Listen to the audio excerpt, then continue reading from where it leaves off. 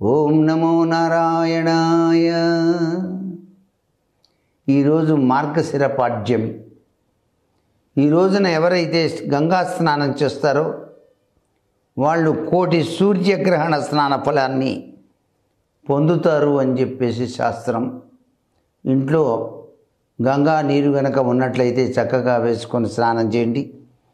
ప్రత్యక్షంగా గంగా స్నానం చేయలేని వారు గంగా స్తోత్రాన్నైనా సరే పఠిస్తూ స్నానం ఆచరించడం, లేదా స్నానానంతరం స్తోత్ర సహితంగా గంగాజలం శిరస్సున సంప్రోక్షణ చేసుకోవటం వలన కొంతవరకు చక్కటి ఫలాన్ని మనం పొందటానికి ఆస్కారం ఎక్కువగా ఉంటుంది. విష్ణుమూర్తి ఆరాధన వలన సిరి సంపదలు లభ్యపడతాయి. మనకి కలియుగ దైవం వెంకటేశ్వర స్వామివారు. వెంకటేశ్వర స్వామివారిని మనసు నిండా నింపుకొని తిరుమల వెంకటేశ్వర శరణు శరణు మదిలోన నీ నామమెప్పుడు మరువలేను శేషశయనా. స్వామి, నీ నామాన్ని మదిలో ఎప్పుడూ మరువలేనయ్యా.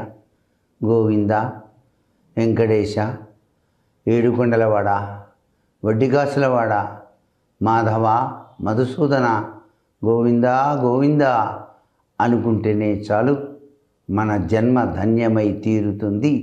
మనకున్నటువంటి అనేక కష్ట నష్టాల నుంచి మనం చక్కగా బయటపడటానికి ఆస్కారం ఎంతగానో ఉంటుంది అని చెప్పేసి మనకు శాస్త్రరీత్యా చెప్పినటువంటి విశేషాంశం. అంతా విష్ణుమాయ అంటారు కదండి. ఆ మాయ ఏమిటో అసలు తెలుసా? ఆ విష్ణుమాయలో దాగిన గొప్ప విశేషం ఏంటి అంటే, గాంధారి అంది. గాంధారి ఈ సమస్త సృష్టిలో పురుషుడు, ప్రకృతి రెండింటినీ శ్రీ మహావిష్ణువే పరమాత్మ స్వరూపుడై ధరించి ఉన్నాడు కనుక మాయ కూడా తానే అని చెప్పేసి చెప్పింది. మాయ అంటే ఎవరో కాదు, మహావిష్ణువే మాయ. అంతా మాయామేయ జగంబె నిత్యమని మది సంభావించదని కానీ అయినప్పటికీ కూడా మనం ఆ మాయలోనే ఉంటున్నాము అని. లక్ష్మి, ధృతి, కీర్తి, పుష్టి, శ్రద్ధ, సరస్వతి, వేదమాత అయినటువంటి గాయత్రీదేవి, కాళరాత్రి కూడాను ఈ గాంధారి రూపాలే. ఇదే విష్ణుమాయ అంటారు. సృష్టిలో ప్రకృతి మాయ రెండు విష్ణువే. అందుకనే అందరూ ఇలా అంటారు, సృష్టిలో ప్రకృతి విష్ణువు కూడాను మాయ, అందుకే అందరూ కూడాను అంతా విష్ణుమాయ అంటారు. ఈ మాయ వెనకాల తగిన పరమార్థం అదే, అంతా విష్ణుమాయ అండి, మనకేం తెలుసు చెప్పండి అంటారన్నమాట. ఇంత గొప్ప విశేషాన్ని మనం అర్థం చేసుకొని నమస్కారం చేసేటప్పుడు అంతా నీదే స్వామి, నేను నిమిత్త మాత్రుని, శరణాగత దీనార్థపరిత్రాణపరాయణి సర్వస్వార్థి హరే దేవి నారాయణి నమోస్తుతే అని కూడా ప్రార్థించాలి. అసలు మన జీవితంలో ప్రతి ఒక్కరూ అదృష్టవంతులుగా జీవితాన్ని గడపాలంటే ప్రతినిత్యం కూడా, ప్రతి క్షణం కూడాను, ప్రతి ఒక్కరూ కూడాను పాటించవలసిన నియమం ఒకటి ఉంది. చక్కగా స్నానం చేసిన తర్వాత మీరు ఏ పూజలు చేయకపోయినా